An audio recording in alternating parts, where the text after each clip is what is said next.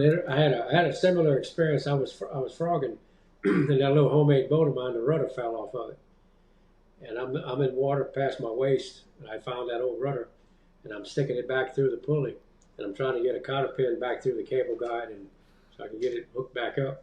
And behind me, this is like 1 o'clock in the morning. I'm a couple of miles back in a swamp, and I hear this roar behind me, and I thought it was a bear.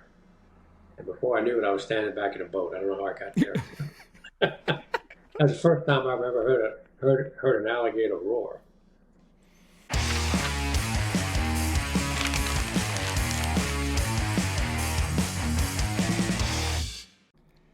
And just like that, we've got another episode of Open Action with John McClain, brought to you by Armscor Precision. I am, of course, John McClain, and this guest that I have on is someone who many of you probably know if you're anywhere related to the firearms industry. And probably you might have heard his name, even if you're not in the firearms industry, because this guy has literally been winning championships since, since before I went to high school, for certain. I've had the pleasure of shooting against him. I've had a pleasure of shooting with him.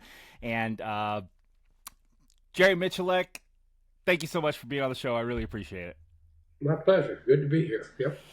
So I'm just gonna go over some of the things that I was able to look up and find about you. So you hold 5 official world records, and then you have 15 unsanctioned records, meaning that they were things that you accomplished and no one else has been able to accomplish, but the official world record people weren't there to witness it, right? Yeah. They were just YouTube fun videos, stuff like that. Yeah, like the fastest 5 or 6 rounds out of a 50 BMG Barrett rifle and stuff like that. Yeah, that was a fun video. That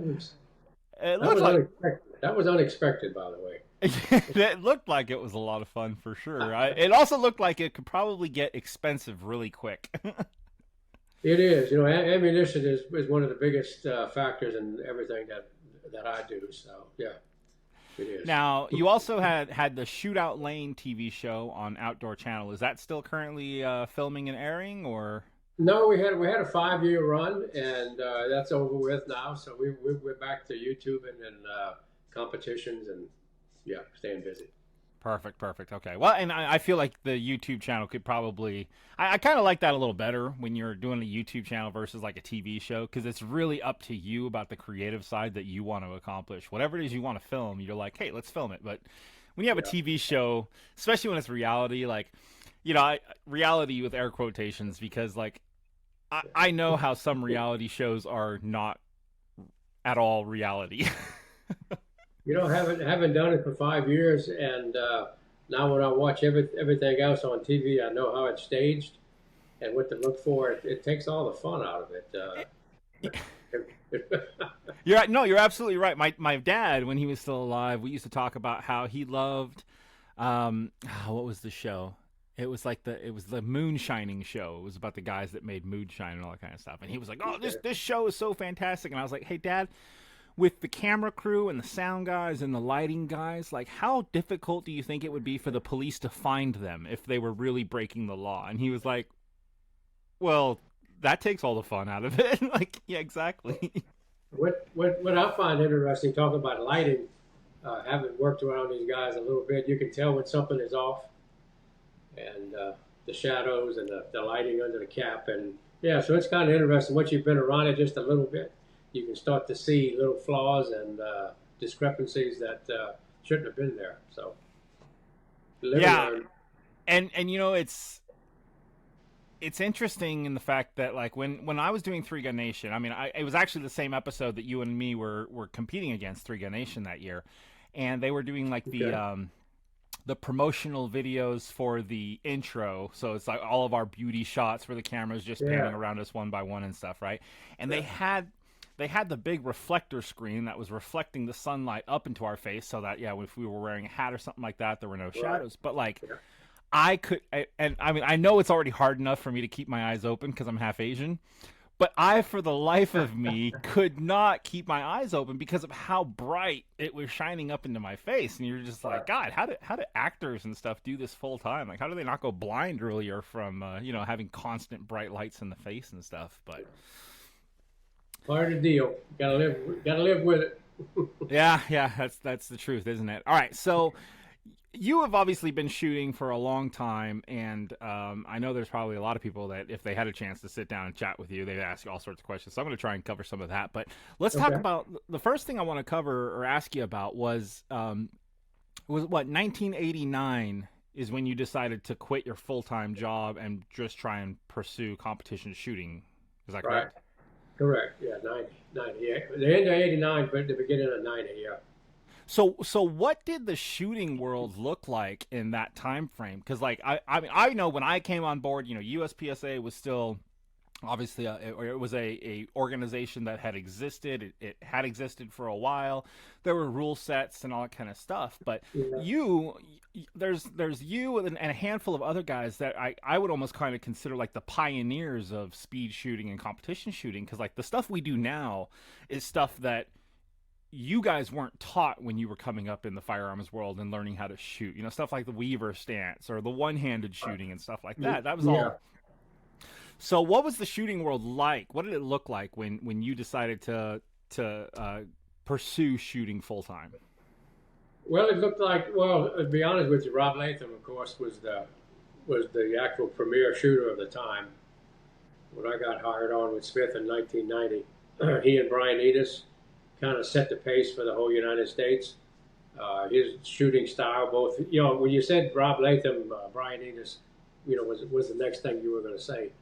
They pretty much dominated the USPSA style of shooting, and it was kind of interesting that they started a new trend in how to hold a gun and stance, and they got away from the Weaver stance, and so things were really evolving. The sport of pistol shooting. As a matter of fact, I was watching an Army training film the other day on YouTube. It was produced, I think, right before the Second War, and it was showing how to hold a 1911 in line with your arm and you point shoot and all this.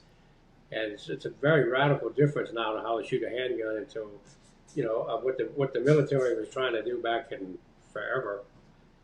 So it was a big evolution of style, and also the expectation of the gun to meet the performance of the shooter. The quality of the magazines. That's one thing that 1911 has always lacked, was a good magazine. It went to Chip McCormick and Wilson and those guys actually sat down and made a good magazine, that the whole 1911 platform was even viable for competition. I know that sounds kind of radical, but the magazine made the gun.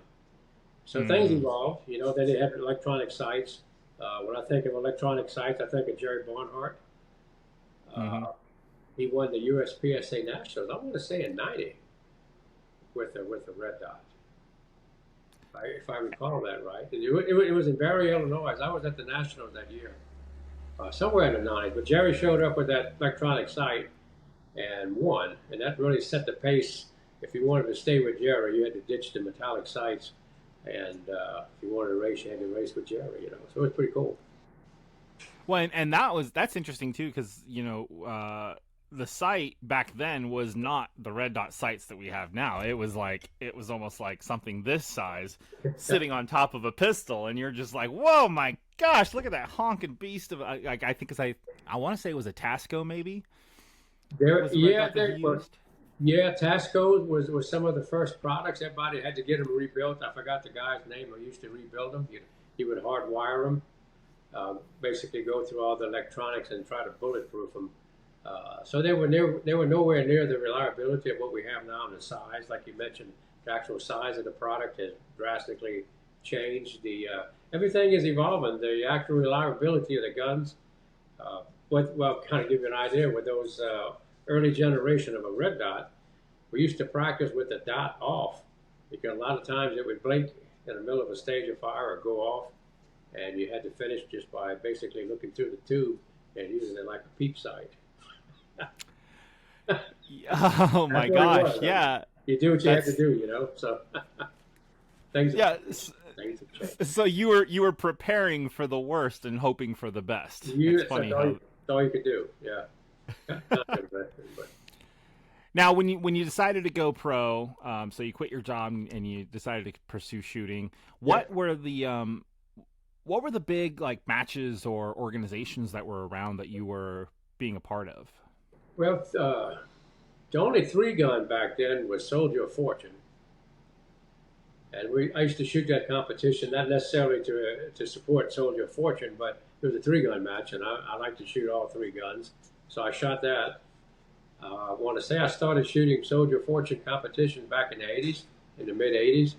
Bowling pins was really big. Second Chance bowling pin match up in Central Lake, Michigan. I don't know if you've ever heard of it, but I haven't heard of that match, but I've heard of bowling pin matches. yeah, that was the holy grail of pin shooting. My buddy and I from back home, when I first started shooting, one of the things we wanted to win guns. I mean, guns were expensive, so we trained for bowling pins. And some of the first matches I shot, as a matter of fact, right here in Arkansas. If I remember where there was in Arkansas, we would shoot bowling pin matches, and that's where the first time I saw Bill Wilson was back in the '80s, and Mike Plaxco was shooting bowling pins, and Second Chance was we could win guns. The first year I went up there, I think I won like 8 guns, a couple of Colt Pythons and H&K rifles, and so he had an excellent prize table. You could shoot for like 9 days, and his motto back then was "shoot till you puke." I know it's not, but that was Richard Davis. Richard Davis of Second Chance Body Armor held that match to pay back to the police officers that used his vest on duty. Okay. Then it evolved into a match that was open to the public, and that's. I remember the last year I shot it. It was in '98, I think it was. I won 17 guns. So, and I think 13 of them were ARs. So it was a Jeez. good week for me. I had fun. Now, the bowling pin matches, explain a little bit about what that kind of a match breakdown was. Because, like, USPSA, it's basically 12, 15, 16 stages, 3 days, you go and shoot it. But what consisted of a bowling pin match? Well, a bowling pin match was you had a 5-pin event. So you had a table, a steel table, and I want to say it was 25 feet from where you were behind a rail. And you started with the gun in your hand, started on the rail. And on the timer, you came up and you shot those 5 bowling pins. You had to drive them back. They were a foot apart, edge to edge, 5 of them on a table. And you had to drive them back 3 feet off the table. And when the last one hit the ground, that's when the time stopped. So the ammunition had to be powerful enough to push that bowling pin 3 feet. And we used to shoot 210 power factor. Oof. With a 38 special. Yikes. That's zipping pretty decent. Yeah, some of the power factors were 230. So we shot 45 ball ammunition with minimal. So on command, you had to come up and shoot 5 pins till the last one hit the ground in under 3 seconds. So it was a lot of horsepower. Really taught you how to hold a really high caliber handgun and shoot fast under pressure. It was a lot of fun. I think back on it now. I found some of those old bowling pin loads I had. They were 200 lead roundos out of the 38 special. I think they were doing 1140 or somewhere along that 1100. So they were cooking pretty good. It might have been a little bit overpressure, but the guns held up and did the job and won a lot of guns with it. So, what can I say? Wow. Okay. Yeah, I didn't realize that because most of the bowling pin matches I've ever seen are the more modern days where they just you just knock the bowling pin over. I didn't realize you had to actually knock it off the table. You had to knock it off the table. Yeah, that's what made it fun. The power factor.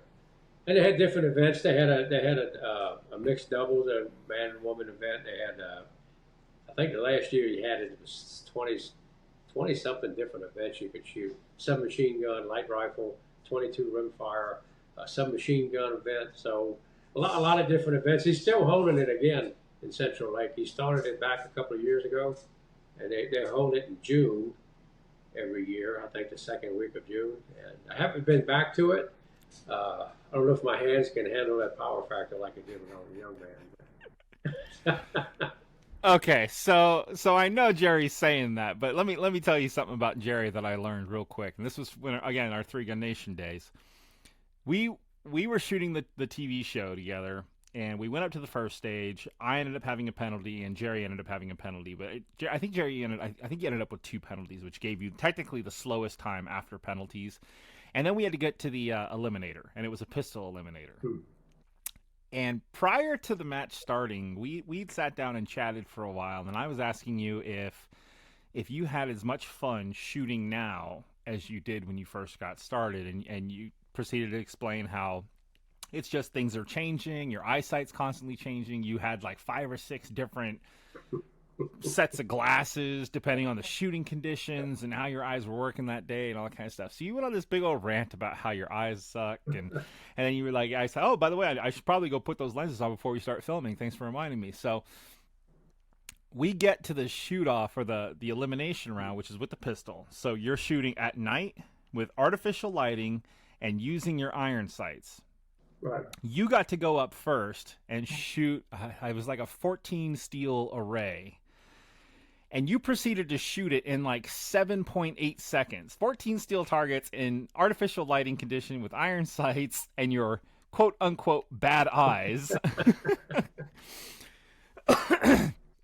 So he's got it. I bet you could probably still handle the gun just fine, even though you're a little bit older than you were back then. I don't believe it when you say things like that anymore, because, you know, the funniest thing about that season of Three Gun Nation, I watched all the other episodes because we were the very first episode. It was was you, Horner, and myself that were in the first episode, and then all the other pros were in the other like 7 episodes. Yeah. I went and I looked through the other episodes. The next fastest time on the pistol eliminator was like 12.6 seconds. So you had the fastest time by almost half of the next fastest time of the pistol eliminator, shooting your iron sights with your quote unquote bad eyes. Well, so you know, I'll tell you a secret to shooting. Trigger pull is more important than sight alignment. That's what I hear. I still apparently don't know how to just execute. You know, it's sometimes luck is your friend. Yeah, I think it was Voight. Mike Voight told me a long time ago. He was like, you know, shooting is a very simple thing, but it's not easy. And I'm like, that's probably one of the most truest things I've ever heard in my life. I've only referred to it as simply hard. Yeah. Yes.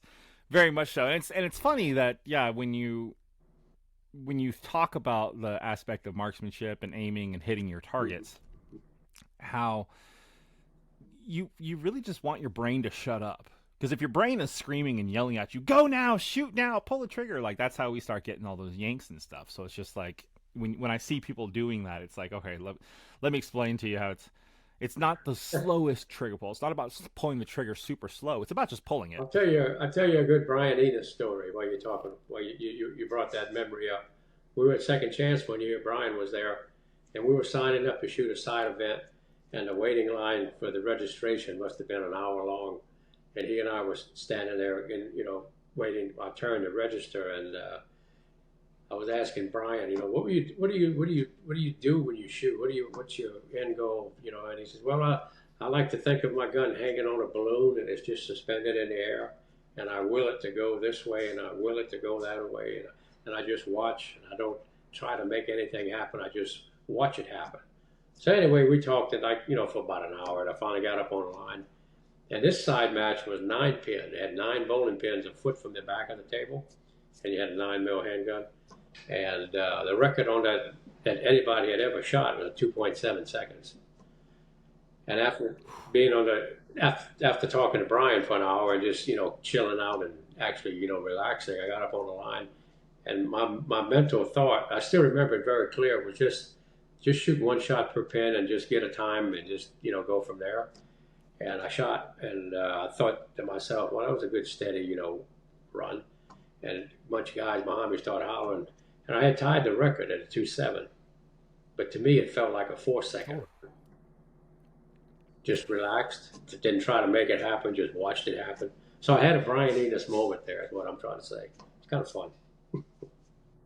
No, you're absolutely right. The perception of time is such a trick to people. Like I try and teach that with people when I instruct them now with USPSA and stuff, is the idea of like, look, you might feel like you're going really fast, and then when you get done, Yeah.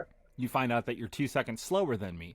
So I've actually had times where, like, after we're done with a match, I let someone shoot something. And I'm like, look, I want you to shoot this stage again, but I don't want you to try and go fast. I want you to do just go and do everything correctly. Like, know with confidence that you're pulling everything off that you need to. And when they get in that mindset of like, it felt like they get done shooting and they look back like with disappointment, like that was so slow. And I'm like, actually, you were a second faster than what you did in the match. So, and some of the stage wins that I've had from nationals, handgun nationals, have been stages where I was just like, oh my gosh, I'm taking forever, and then I get done and I'm like, oh my god, I ended up in a second. Yeah. I had the fastest time by a full Oh, second. you get to the end and it was so easy. You go like, did I skip a target? Yes. You know, and like the RO say, shooter, if you were finished, you go, well, am I? I've found that it's like it's such a great feeling, and it's such a terrifying feeling at the same time when that happens to you, because you're like But the good thing is, I always find that there's one indicator that I can always trust on for the most part. I'd say 90% of the time you can trust on.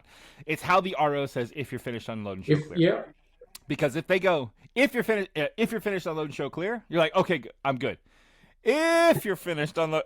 Oh God, what did I screw up? I gotta go. Wait, I'll be right back. I'm just gonna run into the RO real quick and get a reshoot and say he was in the way. So. Yep. All right, now, so obviously you were shooting bowling pins, which sounds like you were shooting the 1911 platform. When did you decide to kind of dedicate yourself and your craft or techniques and all that kind of stuff? When did you swap over to Revolver and really make that your signature? That was Revolver. Yeah. I always shot pin. With the bowling pins? 38 special. Oh. 38 special. And it was a kind of an evolution because where we were shooting in Arkansas, they wouldn't allow a 44 caliber handgun. It was tearing the pins up too much. So my buddy and I came up with a 38 special load.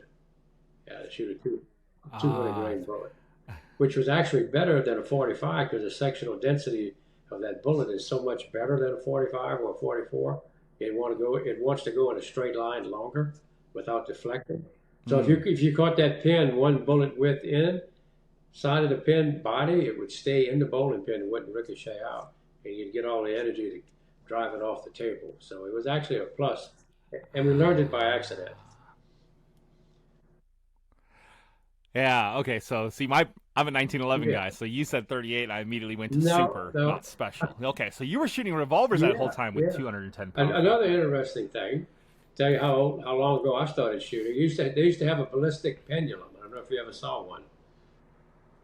And your ammunition, it was like a plate on a rod, and you shot it, and it had a little needle. So when you shot the plate, it would pivot, and you had to set that needle at such a point that the ammunition would be acceptable power level to shoot the match. Oh, so it was like a early chronograph. Yeah. So what was interesting was that 38 special with that long 200 grain bullet would hit that plate. You're not going to think this has any truth to it, but it's like you take a 200 grain 45. It's about as long as it is wide. So when it hits that plate, the energy dissipates really quickly, and it doesn't hardly move the pendulum. That long 38 bullet would hit that plate with less velocity, and it would push it further with less velocity, and you could shoot the match with a lighter load. Yeah. Okay, that makes stayed sense. on target longer. Yeah. Kind of interesting. Yeah. Wow. Yeah. See, and that's the kind of stuff that like you guys had to figure out, but now it's something that you can explain and there's track record of it, and so it could become like the new normal versus you guys having to figure out like, oh, apparently a bigger bullet is not better. Yeah. So another thing when we'd holding out matches back in Thibodaux, Louisiana, that was before you had the electronic timers. So you had two stopwatches. You had two guys all rowing. You had two guys timing. I'll take it back, and you had an RO, a safety RO, just like you have now. So the two guys would be standing there with the stopwatches, and the RO would clap these two aluminum symbols, basically shooter ready, stand by, and clap it. And You start the timer, and every stage had a stop plate. Didn't matter if it was all paper, it had a stop plate. When you shot the stop plate, the two timers would stop their watches and compare the times, and you would get the average of the two times per stage. Wow. So that's old school. That's 1970s stuff. Oh my goodness. See, all the stuff that we just take advantage of because it's like so normal for us to have something as simple as a shot timer. Back in the just didn't have them. Didn't have a shot timer. You just had to hope that you had an RO that wasn't so hungover that the reaction. Well, you get what you get. Get what you get. Well, like most things in life. Yeah.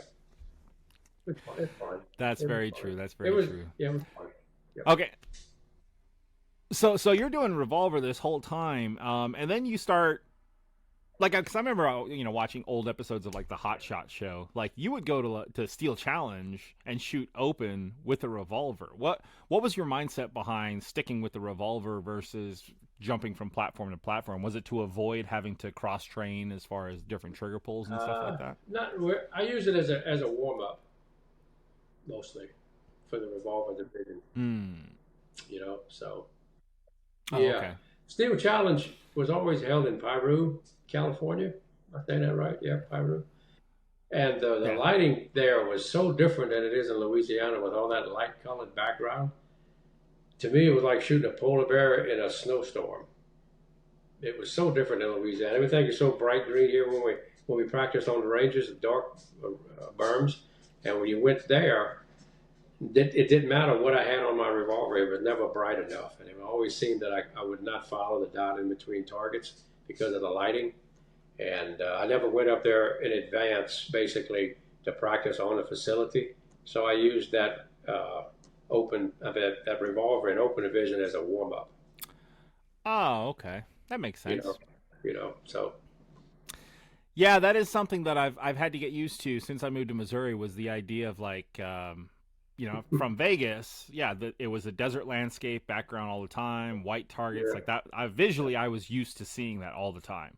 And then coming out here, I'd set targets up for training, and I'd be like, "Whoa, this is a little different. There's more contrast. There's more, a bright green background with a brown target in front of it kind of makes it stick out." But in Vegas, a dark brown target in front of a light brown stuff was a little different, but it was what I was so used to.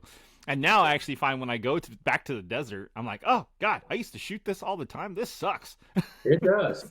It does. After you check, it's amazing what the backdrop will give you as far as confidence on the first shot and how you track the gun into the target and everything. It makes a huge difference. And Casey Azubio, that was his range. He was born, I think, on the range. But, so when he shot into those conditions, that was his game there. He posted some good scores. Yeah. Do you still Steel Challenge pretty often, or? I haven't shot it since USPSA took it over. That's right. Mike and Mike had its own, When Mike and Mike had it, the prize tables were so good, and all the side matches, it was a lot of fun. Plus, I was shooting 3-gun so heavy, I kind of went to 3-gun. So. And I mean, 3-gun is pretty much kind of where you're still predominantly heavy in. Like you're not, because for a while there, you actually, what was the record you were holding for consecutive I-Corps revolver wins? I had 21 wins. Yeah. And but now it seems to me like anytime I see you shooting things, it's mostly 3-gun. Is that kind of what you're exclusively doing now? Like you don't shoot any more USPSA or anything? Yeah, I haven't shot a revolver match in 10 years. Matter of fact, the I-Corps, my friends were leaving for I-Corps just this morning, as a matter of fact. So that's been 11 years. I've been to 3-gun. The sponsorship in 3-gun got better. And I wanted to pursue that aspect of it, to be honest, with Mossberg and the other companies, and it worked out pretty good that way. So, and it's funny because I hadn't shot 3-gun in a while, and then I decided this past year that I was going to try and shoot multi-gun nationals again. So I started kind of working, training, and all that kind of stuff. And then I saw you at the Zombies in the Heartland match. Yeah. and then I shot multi nationals, and I didn't realize, or I had forgotten how much stuff you have to haul with you all the time and keep track of and keep up and running and operational and functional and taken care of. I was just like, man, I don't know if I'm sitting here, and not to say I'm old by any means. I'm only 37, but I was just like, oh my gosh, I can't imagine doing this when I get even older. And then I looked at you just still whooping everybody's butt, and I'm just like, I got no excuse. I have no excuse whatsoever. What am I complaining about, John? Shut up. Jerry can do it. You can too. Come on. Back when I was your age, they had a gentleman by the name of Ken Tapp. I don't know if you remember Ken Tapp. I can't say I've heard that name before. He just passed away this year, unfortunately. He was in his 90s. He was a little thin guy. First time I saw him was at Second Chance. And Ken shot for Tasco for a number of years, he was sponsored by Tasco. And he was about 30 years older than I was at the time, or about that. And Ken would sit you on your butt at Second Chance. He would show up, man, he was ready to roll. But he was one of them guys. I always joked about Ken Tapp. I got to be a good friend with Ken. I had a lot of respect for his ability. Matter of fact, tell you how tough Ken was. He raised a family living on an island off the coast of Alaska, hunting and fishing for a living. Built his own cabin, raised the kids out there. Tough dude, man. He was a real deal. He used to shoot, to give you an idea how good he was with a handgun, he'd shoot ducks on the fly to bait his traps with a .22 pistol. Oh.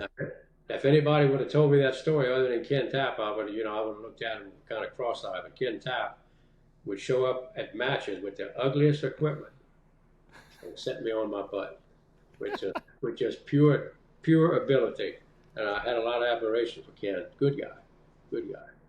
He earned his match experience by shooting in the field. So yeah. So he'd run a trap line. Tell you how tough old Ken was. He'd run a trap line in Alaska on his own for 2 weeks and live off of what he caught in the traps. Yeah, that's a whole different breed of person to be able to accomplish stuff like that. Yeah, good guy. Yeah, good guy. Shooting ducks on the fly with a .22, Jesus, I have a hard time hitting them with a shotgun, and that's flinging like 600 pellets at them at a time. Ken was a real deal. I always joked about Ken. I said you could lock him in a phone booth if you're old enough to remember what a phone booth was. Yeah. And come back 6 months later, and he would probably gain weight and find a way to make a living in there, But he was very independent.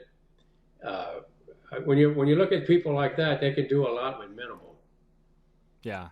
And not complain. And he taught me a lot about being independent and tough and earn your mark, So that's Ken Tapp. Well, and there's something to be said about people like that too, because like it's the older I get, I find that stuff matters less to me. Like, have you seen the new Mercedes? No, I didn't even care about the old one. Like, do you want to get a new car? Like, you want to upgrade your car? No, mine works perfectly fine. Like, it gets me from point A to point B. It does it safely. Like, what else do I need? Like, I don't need the. Yeah. So when you have people that can, it's almost like that. It's a sense of freedom that the person has when you're in a state of mind where you're just kind of like, no, I don't need anything. Everything that I need, I have. Therefore, I'm thankful and grateful. And when you have someone like that, it's very hard to get on not to get on their bad side, but like it's hard to frazzle them, right? Like they've got that kind of mindset of like, nope, I'm here, I got everything I need. There's nothing I can do. It's kind of a uplifting thing to be able to have people like that in your life, because it kind of rubs off on you, right? Like you see that kind of interaction that person has with just the world in general, being like, I got everything I need. You're just like, yeah, you know what? I got everything I need too. He's just a tough dude. You weren't going to break him. If you wanted to outshoot you, if you wanted to, matter of fact, I'll tell you a Ken Tapp story. Second chance again. A lot of second chance stories. We were shooting for money during the week. I think it was a couple $1,000 or whatever. And they did it like 3 times during the week. And this was one of the money shoots. And it got down to Ken Tapp and I. and I folded up on the last run. He beat me. And I looked at him, he reached over and he shook my hand, and he looked me in the eye and he said, "Thank you." And I went, That's exactly right. I gave it to Ken Tapp. So the second time we met again, it was for a $5,000 cash shoot-off. And I got him on the lunch table. So there you go. And I told him thank you. Yeah. It was kind of fun.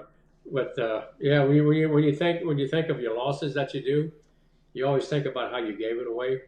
And I know he said it with respect, but at the same time he was telling me that I actually gave it to him. Like, he didn't earn it, so I had to give him credit on that one. He said what he thought, and it was taken in that manner. So I gave it to him. You always, yeah. So anyway, you're absolutely right. Like when you look at the history of people that have won national level matches, very rarely do you find the person that went first place, 27th place, second place, 50th place, 8th place, 17th. It's the person that went second, fourth, third, 8th, 6th, third, like the consistency top winner. And yeah, it comes down to like you have to shoot your best game and then just see if it holds up against everybody else. But to chase people or to try and chase a time, that's the worst thing I've ever seen. I think new shooters probably have it the worst, is when they feel like they're racing the clock instead of understanding that the clock's just running with you. The clock will stop when you're done shooting. I call it a boat anchor. Anytime you show up at a match with any kind of an expectation, you already dropped anchor. Now you got to pull it. Yeah, there's so much truth to that visualization. So a couple years ago, I shot single stack nationals, and I was squatted with like Latham. I was on the super squad and whatnot, and I had not practiced at all for that match. Like I went out and I just like sighted in my gun, shot maybe like 50 rounds or so, right? But my schedule was so busy and everything that I was just like, all right, I'm just gonna go out there and just shoot what I can. And the entire match, I was actually, not that I wasn't focused when I was shooting, because obviously I'm taking it serious, but for the most part, like, it would just end up being like at the end of every stage, me and Rob would run up to the iPad and be like, who won? Oh, Rob, I beat you, and then whenever Rob would win, he'd be like, how, McClain, how'd you let an old fat guy beat you, right? Like, it was always this crap talking back and forth. And I ended up that match taking third. It was the first time I ever podiumed at nationals with single stack, and I was so in shock because I was like, what happened? Like, I didn't, physically I didn't go to the range and practice and train because I couldn't, my schedule wouldn't allow it. But like somehow I came here, and because I was so relaxed, and like you said, I didn't show up with this expectation of I have to do good. I just showed up with like, I'm just going to shoot my game and, whatever. I'm here to have fun, and we're going to do it. And the following year, I shot 2,500 rounds in preparation for single stack nationals to take 12th. Well, and like you said, I showed up and I was like, I had that mental expectation of performing well, and just completely and utterly dragged me down. Every stage was like a battle trying to get through it. Yeah, you dropped anchor way early, and you had to pull it. I basically showed up at the match with the anchor down. Yeah, you did. You had to pull that. You had that expectation along with you on every stage. I tell you, I had a little conversation with Lones Wigger. I don't know if you knew who Lones Wigger was. Mm-mm. And I would want the audience, if you're listening to this podcast, to look up Lones Wigger. If there was ever a competitive shooting champion, Lones Wigger was. He was iconic. Small bore, 3-position rifle shooter. He medaled more than any U.S. athlete in history. I had a chance to talk to him. He used to shoot Sportsman Team Challenge. That's why I met him years ago in Florida. And right before he passed away a few years ago, I asked him about burnout. What do you do about burnout? Because Lones Wigger was one of them guys, first to the range and last guy to leave. He truly was a dedicated. That's why he won all the medals. So I was asking him about burnout, and he told me that a good coach will tell you when you need to back off. And if you're like me and you never were coached at anything, and you're your own coach, you have to develop a system to prevent burnout. You have to leave a little meat on the bone before you go to the range. If you accomplish it before you go there, you already ate it. And there's no meat on that bone. You already picked it. So when you got to the match, you already done dropped that anchor at the practice range, but you didn't realize it yet. That's the hardest thing in the world to do is leave a little bit of meat on the bone, so you stay hungry on the range and try to get it instead of having eaten it in practice. I know that sounds kind of childish, but I'm trying to put it in very simple terms, and that's what life is. It's simple. We make it hard, but it's very simple. And once you've accomplished an expectation in practice, and you've repeated it, and you've repeated it, when you got to the match, now you're bored with it. And you try to exceed that, and that's a level you've never gone, and you're not going to do it. And you collapse, the anchor comes down, and it's hard. It's hard to learn when you need to back off, because the ego is the worst thing. It wants to pull you and pull and pull. So it's hard to do that. That's what makes it fun. Mind game. You're absolutely, and it's hard to explain to some people or maybe comprehend, I guess, for some people too, because it's also a mindset thing, right? Like, so one person might have an experience like that, like they accomplish what they wanted to in training, now they feel ready, and then they just crash and burn when it comes time to perform. And that is such a dejecting feeling that they never try again, versus the person that has that same experience, but they take that lesson to heart and they go, okay, what lesson do I need to learn so that I don't let it happen again? And it can either snuff your fire or it can fuel it. Ego, right? Ego is a terrible thing. Big head. I call it big head. When you get big head, it's to be avoided. It's to be avoided. and I think humbling experiences are important to have from time to time. It's good to be knocked down back to earth and reminded that you're not a superhuman and all that kind of stuff. So now you've been shooting for quite a long time, and now we're talking about burnout. What else do you do outside? I know obviously there's shooting, but like shooting matches specifically, you can't be doing that full time. There's always got to be something else that you do. So other than shooting matches, what are some of the other things you like to do to help reinvigorate yourself? I'm a tinkerer. I work on just about anything broken. I came from a multi-craft mechanic background. So when I was a multi-craft mechanic, we had to be a machinist, you had to be a welder, you had to be a pipe fitter, you had to be anything. When you had a work order to go work on something, it was anything from a doorknob to a 4,000 horsepower steam turbine. So I just like working on things. It's tractors. I've got like 13 pieces of equipment that I maintain here around the property, my cars. I just like working on stuff. So guns to me are just another tool. I look at it as I like to reload. I know a lot of people don't, but I find it fascinating. I just take guns out, try to have fun with them and not work. Fortunate for me, I live on a range, so I can go on a 400-yard rifle range and play games and just relax and shoot like when I was a kid. When you got your first BB gun, just go out and have some fun. And then the work aspect of it, where you do drills, but just being around the house and just being a guy, working on stuff. Good with me, So what's one of the coolest things that you've either built or restored? Well, when I got out of high school, I bought a '72 Ford Bronco back in 1975, and it was really ratty at the time. Somebody had really knocked all the guts out of that thing. So I spent a lot of time rebuilding it. That was when four-wheel driving was just starting to get into its own, and that thing was Ford Bronco back then was a piece of trash, to tell you honest. It was a piece of tin on the chassis. But anyway, the back of it had rusted off. So I went to the junkyard and bought another one and cut it in half and acetylene welded it with coat hangers, put another body together and lifted it. And I built drive shafts for it and axle shafts even. And I did a lot of acetylene welding and just being a mechanic, we built the engine, the transmissions, the front and rear differential, putting different gear sets in it. So just working on stuff, I find it relaxing. It keeps you engaged. And nothing like building your own motor, listening to it run. had an old 302 in it. We kind of hopped it up a little bit, and dual point distributor and all that kind of good stuff. Cam, yeah, it was fun. See, I feel like building or rebuilding a car is something every guy should have the opportunity to do.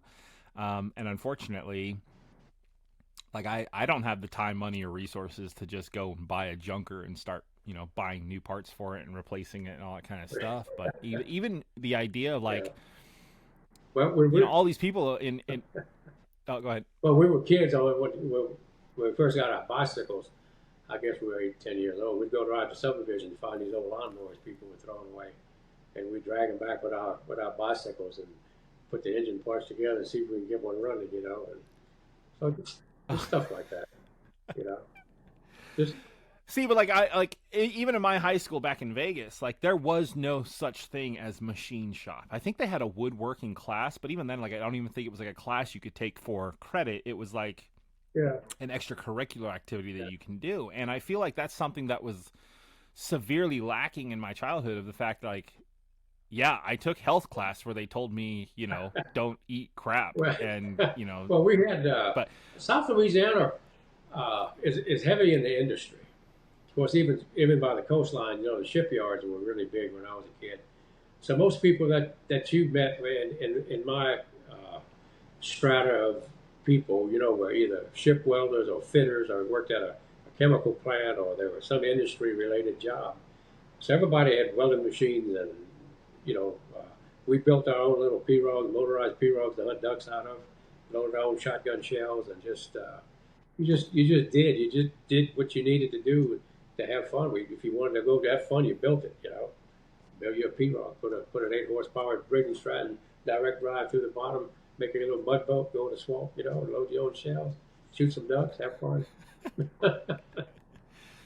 But see, that's my point. Is that like I don't think kids or even like the teens of this age would have that ability. Like maybe where very dependent upon where you're Yeah. located. Because like I can tell you right now, the kids in Vegas, they they probably wouldn't even understand how to use a payphone if you put one in front of them, right? They'd be like, "Well, where do I tap my credit card, or how do I make a call on this thing?" And it's oh gosh, this stuff like this that makes me feel old is when I say like Yeah, it's yeah. sad. I was building my own guns. I got a record attempt coming up with Smith and Wesson here next week, and I built my own revolvers for it. I cut the ratchets and fitted the cylinders and the barrel liners and everything. And but going back to that, when we was kids, I think one of the most exciting things when you're playing with those old lawnmowers is to get one running. We put them all in together. Mm-hmm. And we didn't know anything about an engine, and then you get one running, just the sound of that thing, you put a life into it, and it's just fascinating. And so you want to do more of that kind of stuff, and got the car engines and V8s, and yeah, so it's pretty cool. It's being self reliant. It's like a Ken Tap moment.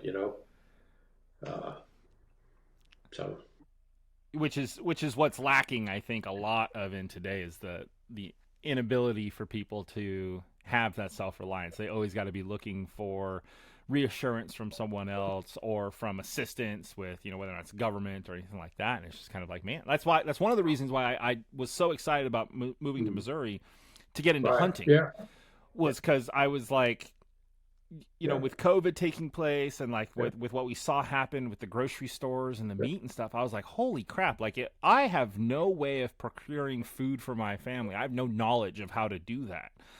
So by getting yeah, into hunting was kind of like, this is a way for me to learn how to provide food outside of the typical grocery store, mhm, pathway yeah, and all that kind of stuff. And yeah, I feel like that's something that's just very lacking in our society today, is that desire to be self-reliant. With like, I mean, granted, we're creatures of yeah, habits, and humans are fantastic at being and improving on laziness, right? Like there's a reason why we live in houses. It's because cabins sucked, and then there's a reason we started building cabins. It's because yeah, caves yeah, sucked, and the reason we yeah, started staying yeah, in caves yeah, was because being yeah, out in the open yeah. sucked. Oh So yeah, we love trying to make things easier for ourselves, but in the process of making it easier, you also kind of handcuff yourself to the simple things, or you get more reliant on others. that more reliant on others, and you get lazy. Well, that too. I think that's the biggest thing too. It's fun to do your own thing and be reliant on your. That's one thing I didn't think I would enjoy it as much as when I quit my full time job and I started working for myself. Uh, I find it to be a great relief. I don't have to carry anybody else's weight. When I look in the mirror in the morning, if I wanted to earn an extra buck, this is the guy. I got to go do it. So and Yep. it just puts more of you into your life. If you don't like something, well, go change it. You don't have to do it that way. You know. Yeah, So, you're absolutely right. but I've recently started trying to build holsters and stuff, and like you said, there's some days where it's like, boy, if you want some extra cash, you better start talking to some people and ask if there's anything you can make yeah, for them, and stuff like that. It's like, it's more gratifying. You did it mm, on your own. You earned it. You earned that mark. If I gave you $100, it doesn't mean that much. If you earned it, 50 cents an hour, it's going to mean a whole lot more to you. So yep, it's the way of the world. Way that's of the very world. true. Now, speaking of hunting, obviously, being in the firearms world and being down in Louisiana and all that kind of stuff, hunting, I'm sure, is a big part of your life. And you and Kay just recently got to go on a pretty awesome hunt. Why don't we let's talk a little bit about Yeah. what you accomplished there? Or actually, well, you can talk about what you accomplished, but I know in reality we should be bragging about what Kay accomplished because hers was bigger than yours. Yeah, we were invited to on a black bear hunt. We went up to Alberta, Canada. It's the first time I've ever hunted a black bear, and Kay really harvested a really nice one. I mean, it was nice, and we hunted for like 6 7 days, and it was going on day 5 or 6. I hadn't even made a shot yet, and I finally took one. And then on the last day, as most hunts go, the last day on the last 30 minutes of the legal shooting time, a really nice bear came out, and I was able to take him. So I had two black bears. Of course, Kay's was bigger than mine, but it was So fun. so First time I've had a tell chance to hunt them. So and we talked about this at the Zombie in the Heartland match. What were some of the cool things that you learned about hunting black bears while you were out there having that experience? I was really glad I went in a ground blind. Uh, uh, Man, that one I took, that last one on the last day, he was such a big dominant male. He came in there to run those other two off, and the first thing he did, he looked at me in that tree stand and started snapping his teeth. And it made me realize this thing's bigger and badder than me than this world. That's really the first time What? I've ever hunted something that could actually. And I've messed with alligators, since I was a kid. But I've been around them, so I knew what to do and not to do. But that black bear was a new experience, and he can climb a tree pretty quick. So him looking at me and snapping his teeth made me realize, I might be Johnny on the spot here. So it was a different feeling. But it was good to be in Do the you woods up north. The first time I had a chance to be in the woods up that way. It was cool. after having that experience of like, oh my gosh, that thing can literally turn me into a rag doll if he wants to.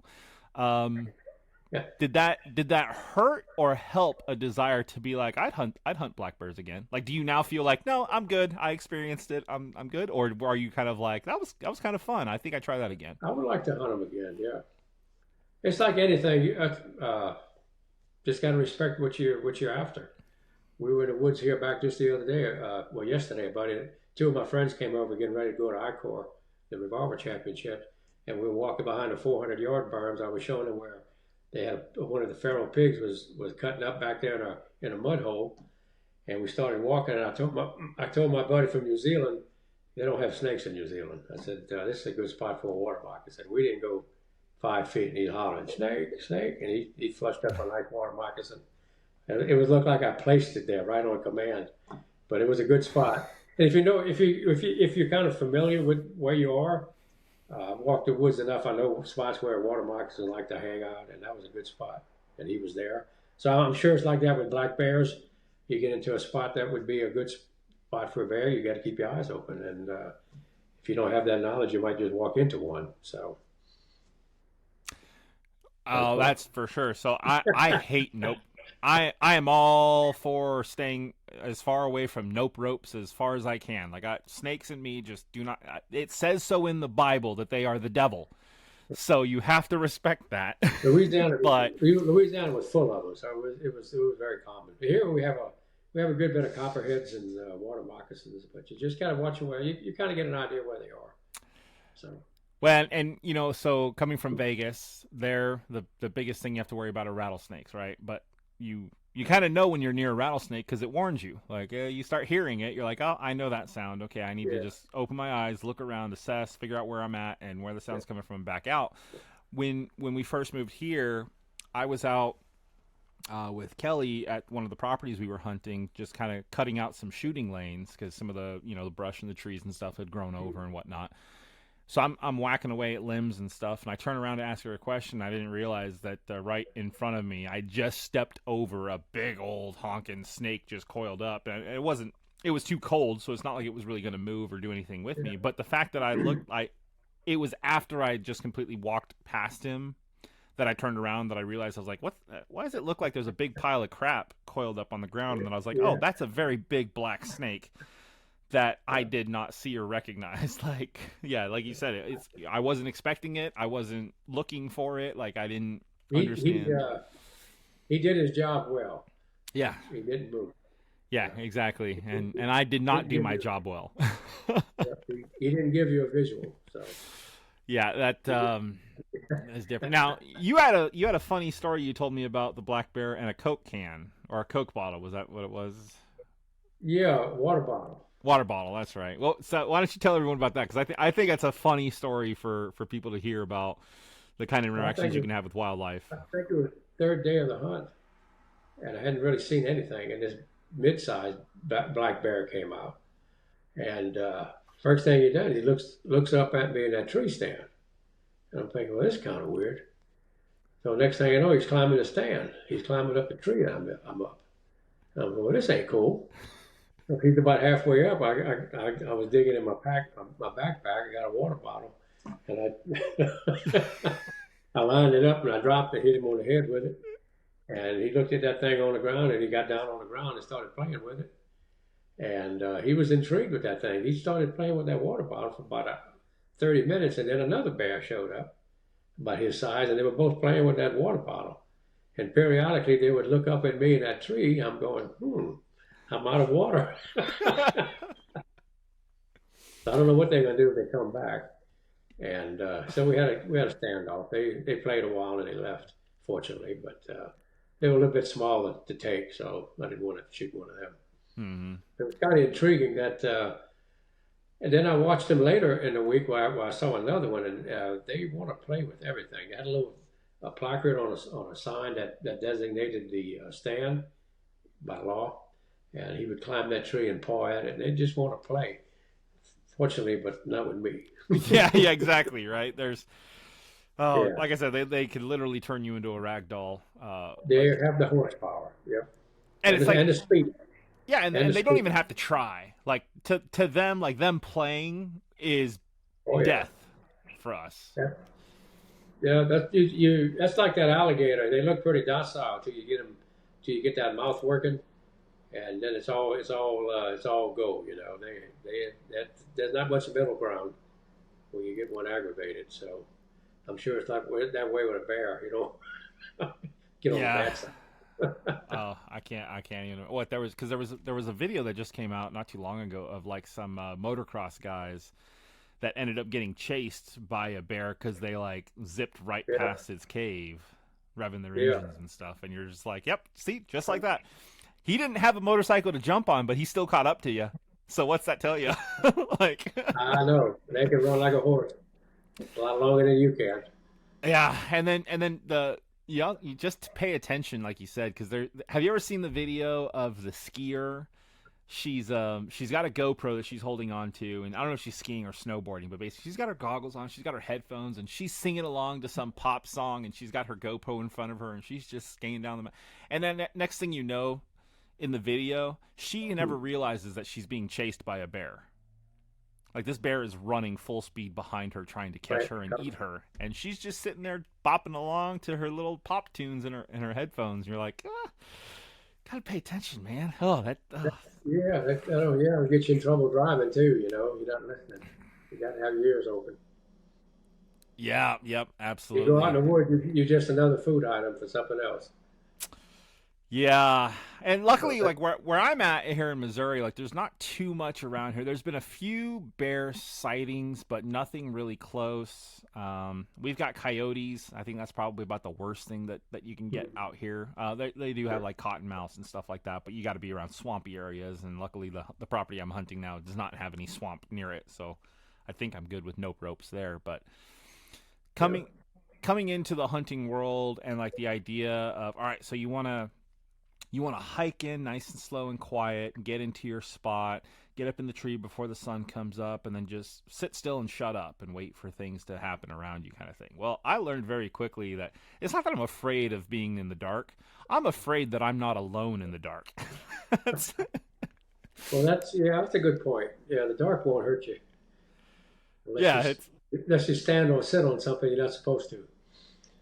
well, and the first time I ever spooked a deer out of its bedding area hiking in while it was pitch black, I'm not gonna lie, if I had a heart rate monitor on, it probably would have assumed I was having some sort of cardiac event because it scared the Yeah, living bejesus out of me when yeah. that deer jumped out of there. I was like, oh, okay, I don't know if this hunting thing really is for me. Maybe I'll just wait until the sun comes up. You know, But I had a similar experience. I was frogging, and that little homemade boat of mine, the rudder fell off of it, and I'm in water past my waist, and I found that old rudder, and I'm sticking it back through the pulley, and I'm trying to get a cotter pin back through the cable guide, and so I can get it hooked back up.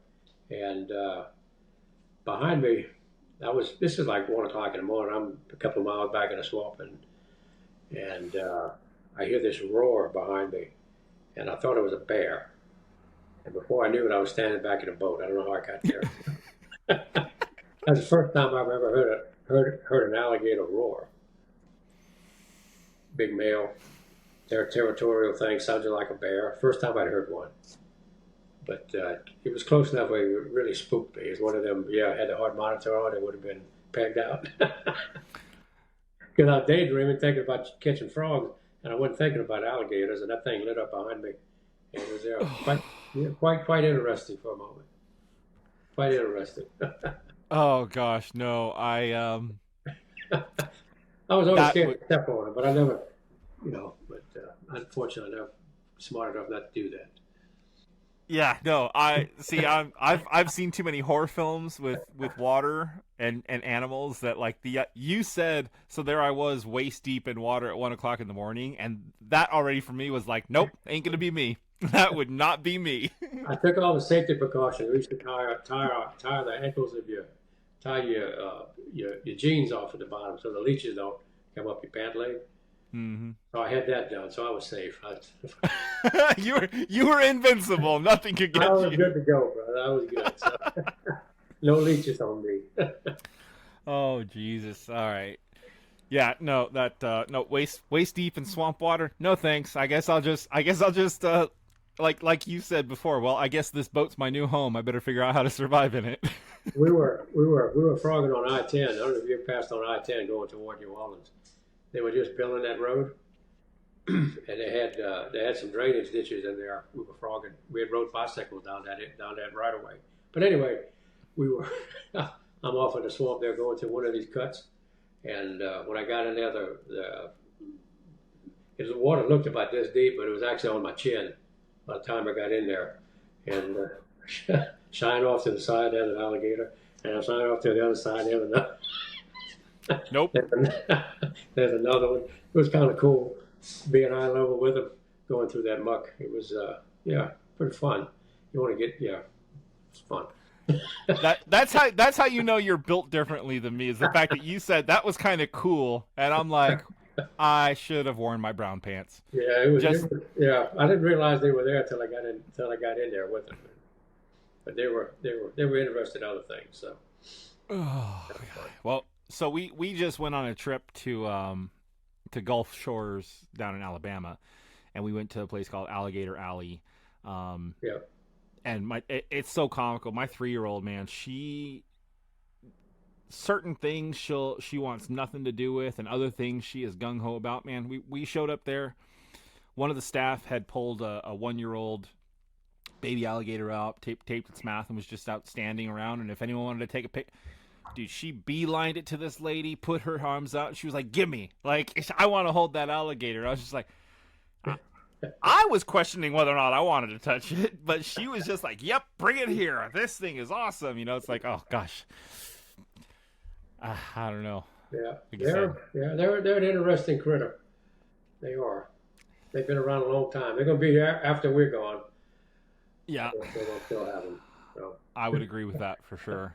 They're survival. Yeah, it was cool. We got to go around. We bought like a little bucket of like the feeding stuff, so you just throw it in the water and watch them come through. And we got to see some of the bigger ones, like the 15 footers, and just like, oh, that's a big honking animal.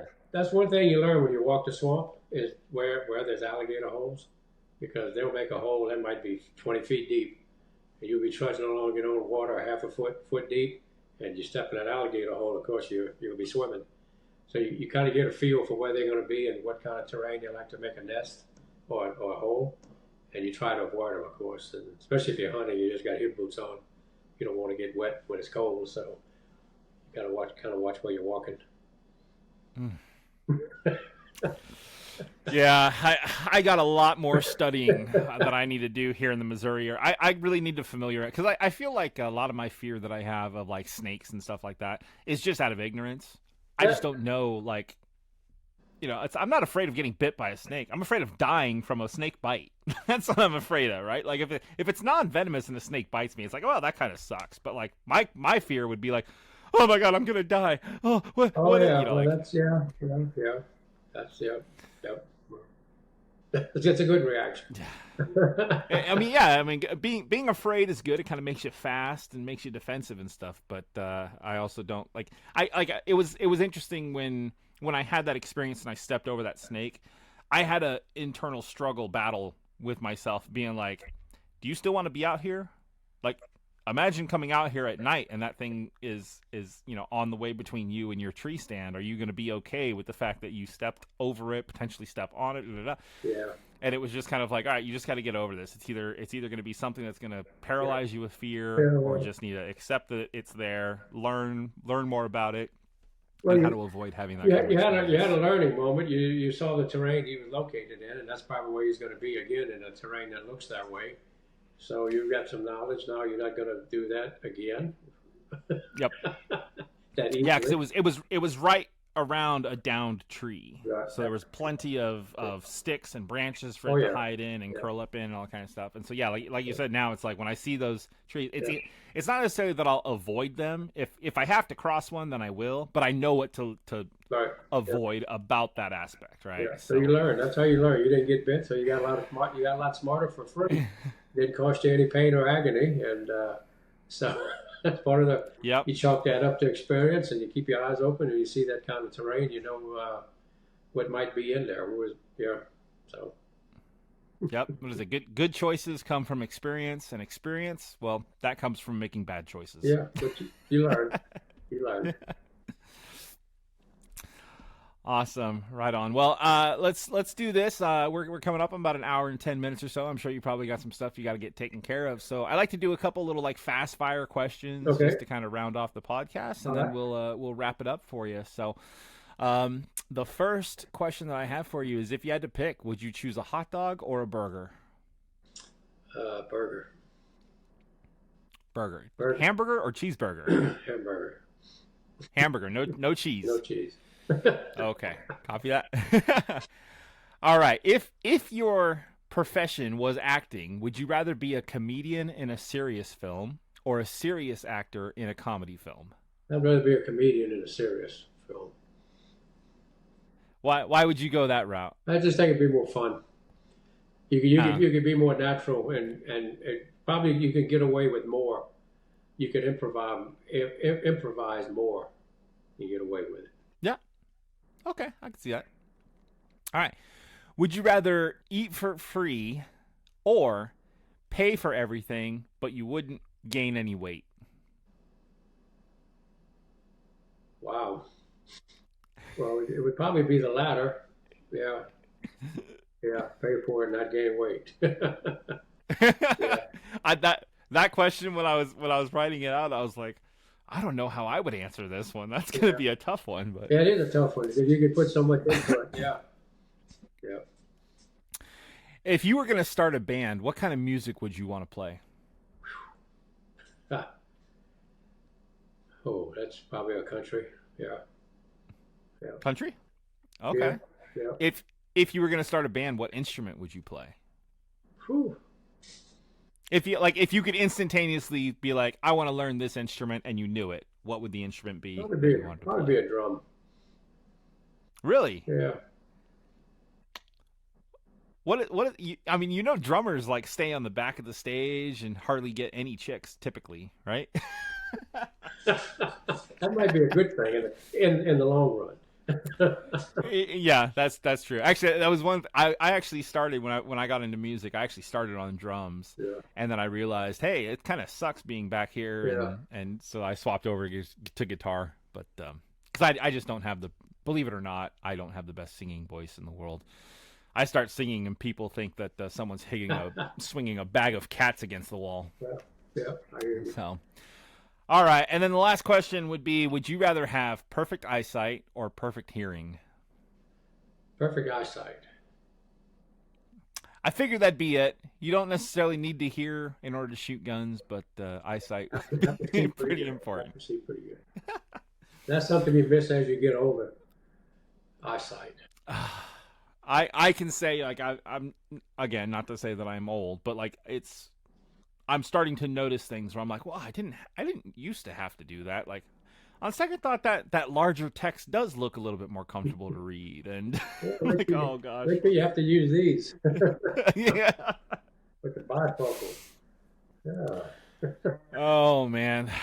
All right. Well, Jerry, again, thank you so much. At this point, what I like to do is I like to hand the floor over to you. So if you've got anything you want to say, if you've got any foundations you want to talk about, any promotional things or sponsors you want to thank, then I basically leave this last portion up to you to say whatever it is you need to say. So go for it. That's a big topic. I'd give a shout out to Roy Jenks.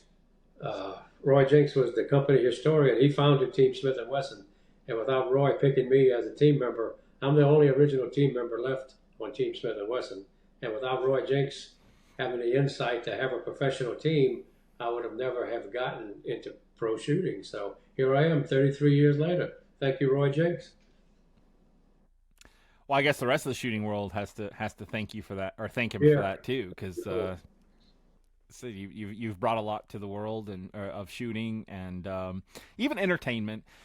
All right. Well, Jerry, thank you so much again for being on the podcast. I really appreciate it. For anyone that's interested in following Jerry, Instagram, Twitter, and all that, it's just going to be at Jerry Miculek. And you can also find him on YouTube, which is Jerry Miculek Pro Shooter for his channel. He's got some great stuff he's going to be the reason you're up at 2 o'clock in the morning strolling through the next video because you just keep watching video after video. So I'm just going to put that little disclaimer out there. If you don't have work in the morning, then check out some of the stuff that he's got. So, but again, Jerry, thank you so much for coming on the show. I really do appreciate it. And I look forward to seeing you at some more matches coming up. You're welcome. Had fun. Thank you. Awesome. Guys, thank you so much for tuning in to another episode of Open Action with John McClain, brought to you by Armscor. Make sure you subscribe and get ready to watch all the other upcoming episodes. And until next time, we'll see you later. Got him.